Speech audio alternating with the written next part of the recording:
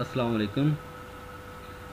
Week 16 में हम activation tree और कोड ऑप्टिमाइजेशन की बात कर रहे थे। तो लास्ट में हमारे पास जो वीडियो थी उसमें हमने कोड ऑप्टिमाइजेशन की बात की थी और उसमें हमने जो है वो कोड ऑप्टिमाइजेशन की डिफरेंट टाइप्स की बात की थी, जिसमें हमने कहा था मशीन डिपेंडेंट होती है और मशीन इंडिपेंडेंट कोड ऑप्टिमाइजेशन होती है और इनका यूज़ कहाँ पर होता है वो भी हमने डिस्कस किया था। ठीक है, फिर हमने जो है वो कोड ऑप्टिमाइजेशन की डिफरेंट जो टेक्निक्स हैं उनको हमने डिस्कस किया था कि कौन कौन सी डिफरेंट टेक्निक्स के थ्रू जो है वो कोड को ऑप्टिमाइज़ किया जा सकता है। ठीक है, और उसमें फिर हमने जो है वो फर्स्ट टू जो वेज थे या टेक्निक्स थी उनको एग्जांपल के थ्रू जो है वो हमने डिस्कस किया था। ठीक है, तो अब हमारे पास जो है वो नेक्स्ट एग्जांपल है वीक 16 में कोड ऑप्टिमाइजेशन की, वो है डेड कोड एलिमिनेशन। यानी कि डेड कोड का मतलब है कि ऐसा कोड जिसका यूज़ ही ना हो, ना जिसकी ज़रूरत ही नहीं है। हमने जो है वो जिस तरह आपने देखा होगा कि आपको लिख रहे होते हैं तो उसमें आपको वेरिएबल डिक्लेयर करते हैं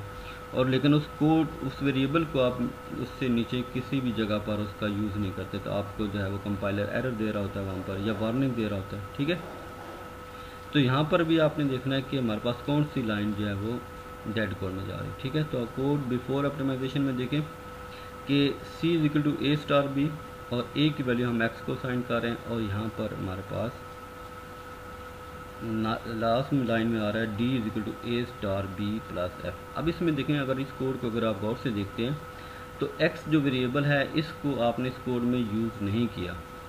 X की वैल्यू को तो आपने साइन कर लिया ये, लेकिन X को आपने कहीं पर भी यूज़ नहीं किया। तो अगर आपने यूज़ नहीं किया तो इसका मतलब है कि इसकी ज़रूरत नहीं है। तो अगर आप x इज इक्वल टू ए को यहाँ से निकाल देंगे तो हमारे पास कोड ऑप्टिमाइज हो जाएगा। तो ये हमारे पास कोड आ जाएगा। ठीक है, इस तरह एक और एग्जांपल देखते हैं कि कोड ऑप्टिमाइजेशन में हम देखें कि हमारे पास i की वैल्यू अगर इक्वल टू 0 है और इफ़ कंडीशन आपने लगाई है i इज इक्वल टू 1 और उसकी इफ़ की बॉडी आ रही है। ठीक है, अब अगर आप इस कोड को गौर से देखते हैं तो आपको नज़र आएगा कि i की वैल्यू जब 0 है तो उसके फ़ौरन बाद जो स्टेटमेंट आ रही है i इज इक्वल टू 1। तो क्या ये i इज इक्वल टू 1 वाली जो स्टेटमेंट है वो कभी ट्रू होगी? ठीक है, तो i की वैल्यू जब तक 0 नहीं होगी 1 नहीं होगी तब तक तो ये एग्जीक्यूट नहीं होगा। तो आपको इस चीज़ का पता होना चाहिए कि ये वाला जो कोड होगा वो इस कंटेक्स्ट के अंदर जो है वो एग्जीक्यूट नहीं होगा। ठीक है, क्योंकि i की वैल्यू जो है वो यहाँ पर 0 है तो यहाँ पर 1 नहीं हो सकती, तो इसलिए ये वाला कोड जो है वो डेड कोड होगा। ठीक है, तो हमारे पास जो है वो सिर्फ i इज इक्वल टू 0 वाला केस इसमें आ जाएगा। सही है, नेक्स्ट में है code motion. In this technique as the name suggest it involve movement of the code. Code की मूवमेंट की बात कर रही हूँ। ठीक है, द कोड रिप्रेजेंट, एक मिनट, यहाँ पर हमारे पास है 4।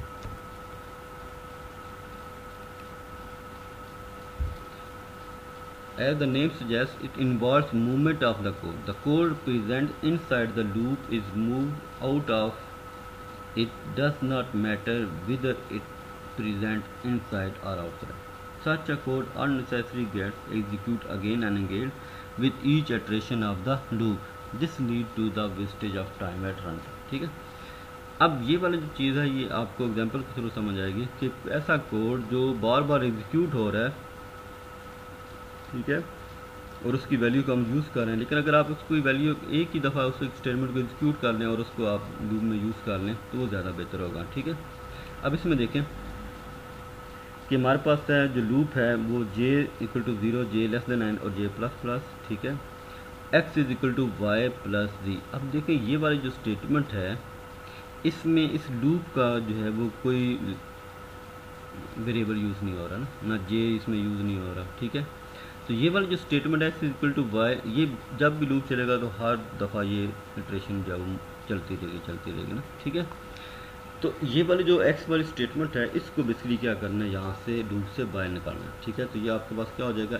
x is equal to Y plus D. ये हमने लूप से इसको बाहर निकाल दिया। ठीक है, क्योंकि लूप के अंदर होता है तो हर दफ़ा लूप में ये एग्जीक्यूशन होनी थी। ठीक है, लेकिन ये वन टाइम एग्जीक्यूशन वाली स्टेटमेंट है तो इसलिए यहाँ से इसको लूप की बॉडी से हमने बाहर निकाल दिया। ठीक है, इस तरह ये कोड ऑप्टिमाइज हो जाएगा कोड मोशन के अंदर।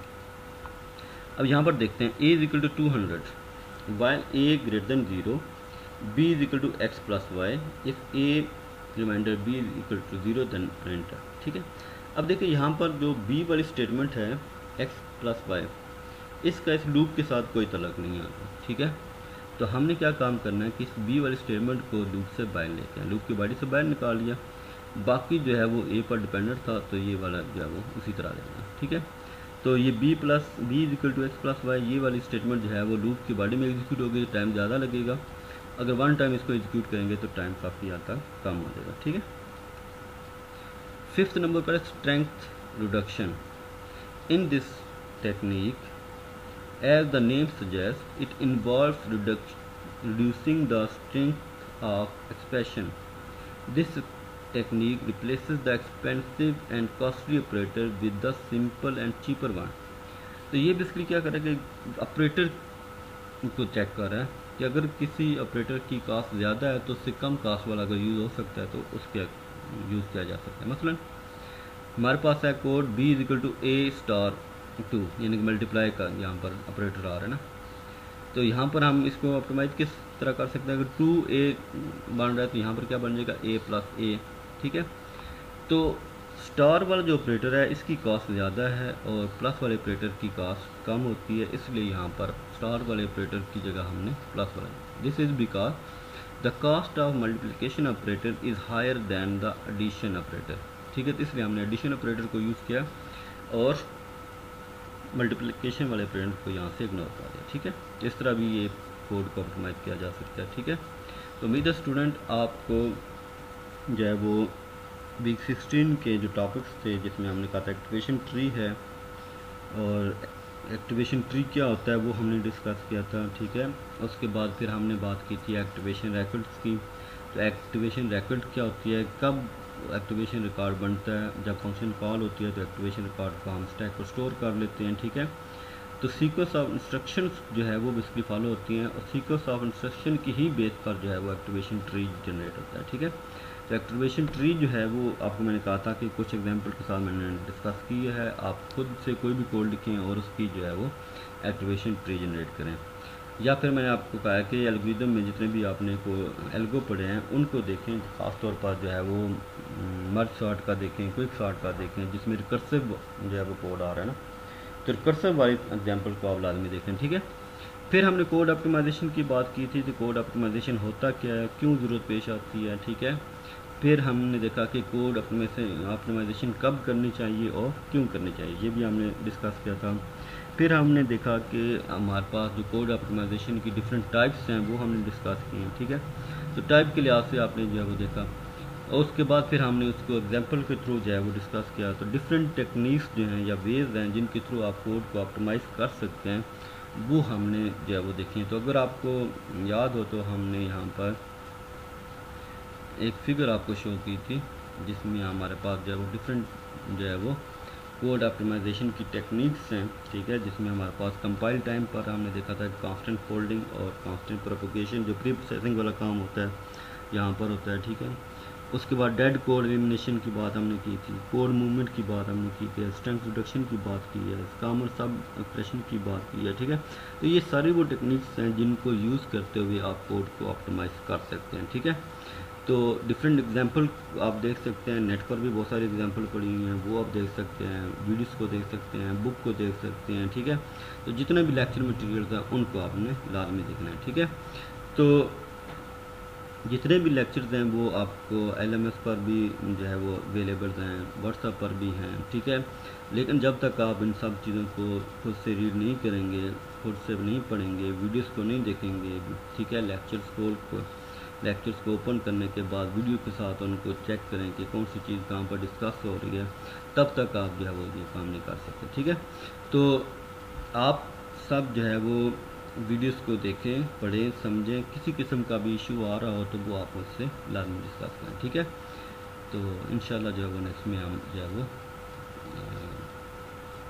कोर्स जो है वो आपका जो है वो 16 में एंड हो जाता है। ठीक है, तो लास्ट टॉपिक है हमारा एक्टिवेशन ट्री का और कोड ऑप्टिमाइजेशन का। ठीक है, तो इंशाल्लाह स्टूडेंट किसी किस्म का भी अगर आपको मसला हो तो आप मुझसे डिस्कस करें। ठीक है, थैंक यू, अल्लाह हाफिज़।